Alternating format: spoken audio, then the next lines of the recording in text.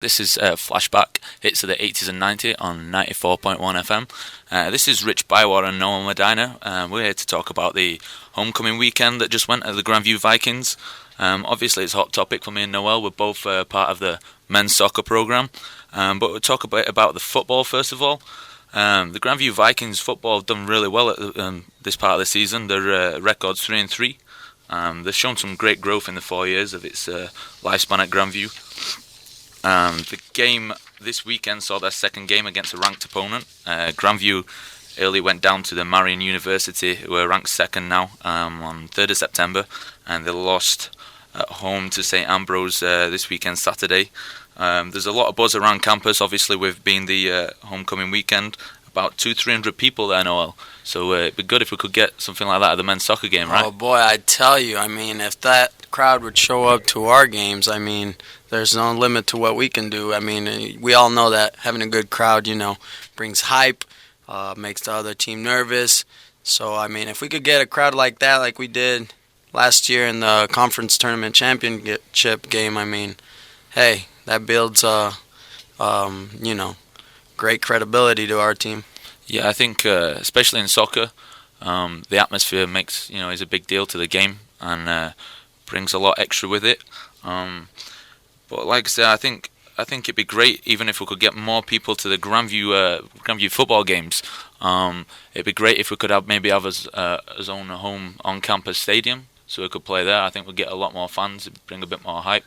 I know that Noel thinks that there's too much hype on football and maybe we should be a bit more on soccer, with the success in the past years. Noel, what do you think? We're definitely, back in the days, it used to be all about Grandview soccer. We were always the main topic around campus. We had our games here.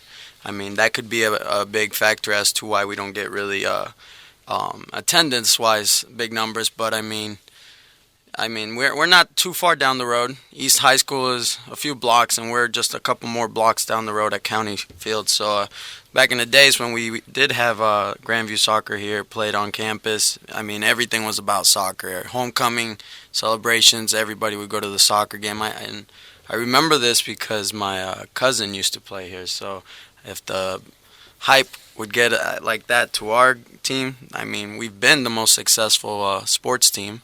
So if only things would come out and people would come show support to the Grandview soccer team, that'd be great. So you think maybe football gets a bit too much hype? Definitely too much hype. I understand that football's the number one sport in America, but when you have a school that has such a great soccer program, I think that for those that don't even enjoy the sport of soccer should come and support a team we are number 9 ranked in the nation, and we are possibly on a 10. Higher this Yeah, week, we could possibly higher because the top 4 and 7th team have lost this week, so we're looking at a 10-1 record, and I think we could maybe top 5 this week. Yeah, that'd be great. I do agree with you. I totally agree that soccer is kind of a back burner of a sport here. But obviously, I don't know a lot about football. Being from England, but football's brought a lot of hype to this school.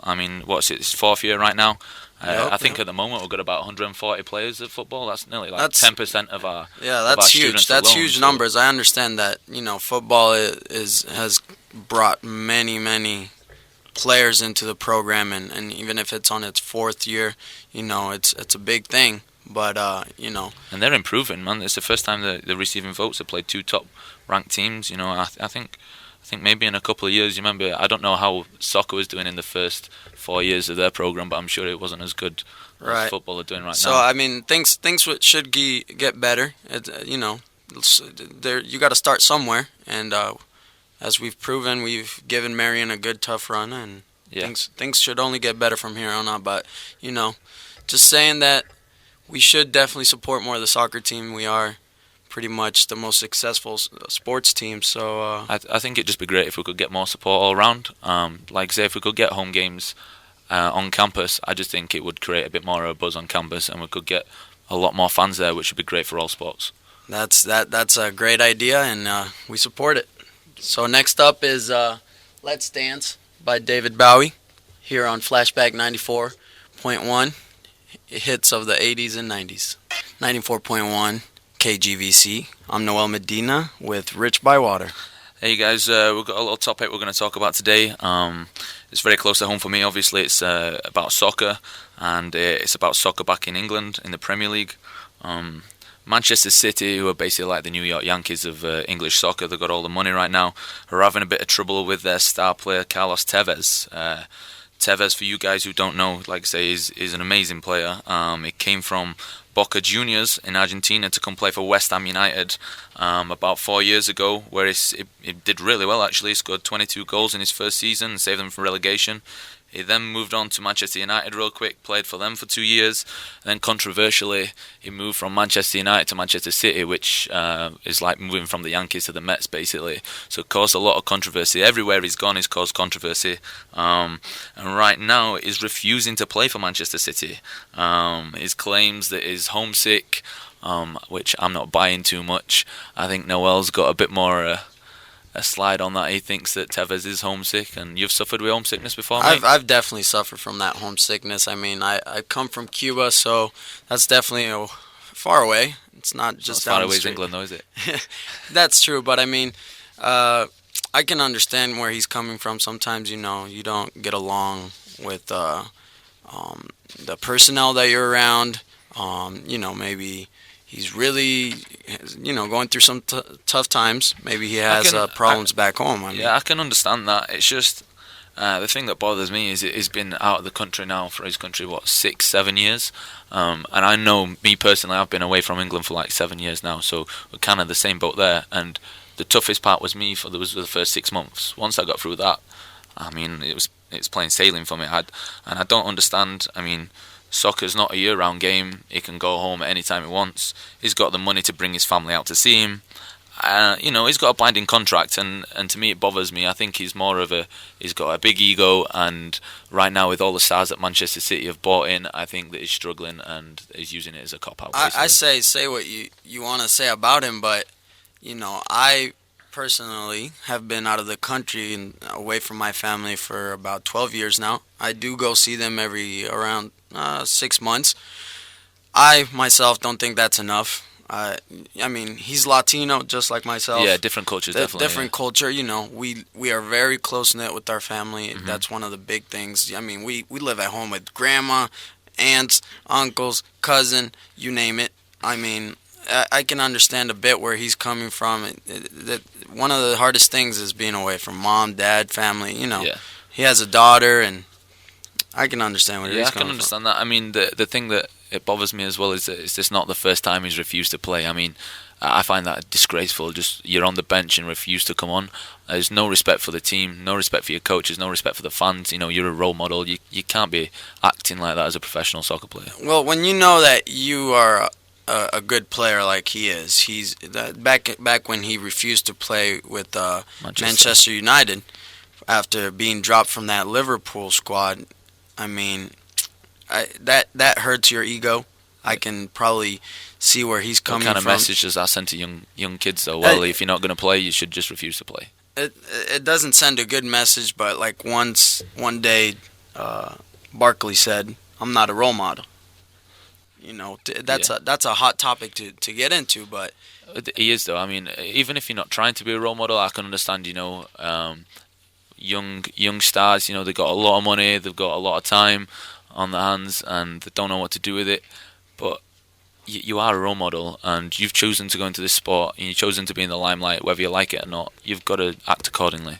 That is right. I mean, there can be times where your actions will, speak out for more kids, and like they've had problems with like some movies where on MTV where kids are going out and sending their videos of them doing dumb things, falling, hitting trees, because they see it on TV, or occasions where kids, have possession of a gun or something, and what do they refer to as like video games? And so it's a thing that you can relate to things, but we're old enough to know what's right and wrong. Yeah, that's good. All right, right up now is Keeping the Faith by Billy Joel. You're listening to Flashback FM, 80s, 90s and hits on 94.1 FM. That was Keeping the Faith by Billy Joel on 94.1 here on KGVC. Next topic that we have in hand, guys, one that will really create some opinions, and that is the drinking age. Here in America, it's 21 to drink, and in many other countries, there really isn't even a drinking age where we don't even really pay attention to it. As I know myself back in Cuba, that there's no such thing as a drinking age. What do you think about that? I think there should be a drinking age, but I think 21 is a bit steep, personally. I feel that a lot of Americans, are dying to drink, and they're waiting so long that when they finally do get to college, they haven't been around alcohol. They get to college and they just go wild, and that's when you see Yes. fighting, people passing out and getting into trouble. Me personally, I was brought up. I know the drinking age is 18 back home. I drank earlier. It's not as strict with IDs and everything getting into pubs and clubs back home. But the thing is when I was back home, I always saw my mum and dad drink, not excessively, but I saw them around alcohol, and I felt because I was in that environment that I was able to understand the limits, understand how to act on alcohol, and I just think not every American family is like that over it, and they don't get, they're not around alcohol, so they don't really know how to act once they drink. Some people will say, if you grow up around drugs, then that's not a good example to your kids. There's a fine line difference when you're talking about these things, drugs and alcohol. I was always around alcohol. There was never a problem. And now that I'm 20 years old, I can tell you I don't drink, I don't do drugs, I don't do any of that stuff. And not because, not because I was around it, I'm going to do it. You yourself can make an educated decision. Yeah. You when you're growing up, you know exactly what's good and bad. I've been around plenty of bad things to know what's right and wrong. Just the way you're raised, I was raised around alcohol. Like I said, I would go to the carnivals. My dad would be like, go fill up the bottle with beer. I'd go fill it up. I would take a couple drinks. It was nothing that made me, now being old, be an alcoholic or be an excessive drinker. I myself don't even drink really. I think there's a necessity in America that a lot of people, a lot of parents seem to bubble wrap the kids. They do. And scared. The best way to learn is by experiences. Exactly. You can be told not to do things all your life, and you still go and do it. Exactly. And you've got to learn with yourself. The thing that does bother me more than anything is that you're able to go away and fight for your country at 18 years old. You can get married. If you're getting married, you probably need a drink. But no, if you're fighting for your country, one of the biggest things is war. If you can go to war and die for your country, you should be able to drink. Exactly, and drink responsibly. We're not telling that you should go get wasted or any of that. It's okay to have a couple drinks with friends, and around the right friends, because some of the friends will make you do other things and peer pressure and all of this and that. But it's like putting cookies to a little kid who has no knowledge of what's right and wrong and saying, don't touch the cookies, but the kid loves cookies. Of course you're going to eat the cookies. Once you put that limit to kids here and say, oh, you can't drink till you're 21, what does that make them do? They want to go, behind and drink, and they get pleasure out of doing something illegal. It's like the same thing with fakes, so. I think it does have a negative effect right now, especially I bet if you look at the most DUIs given out, I bet they're given out to maybe 23 and younger, 21 and younger. It's because, the kids are having to go and do it maybe at someone's house, behind your parents' back. So that is a big issue. So it creates more of a fun for them doing it behind, the law. That's what I think, because back in my country, we don't have a law that says, oh, you can't drink or you can't do this. Kids over there, if they want to have a beer, they'll go get a beer, and you don't see us, acting dumb. We don't have the things that there are here in America. Not everybody has cars, not everybody has all that stuff, but there's a limit, and kids around that age know, like we're raced around it. We don't, we know the right and wrong, which I think it's the fine info that kids need to learn. But here on KGVC 94.1, we're gonna end up with "Cool It Down" by one of my favorite groups, New Edition.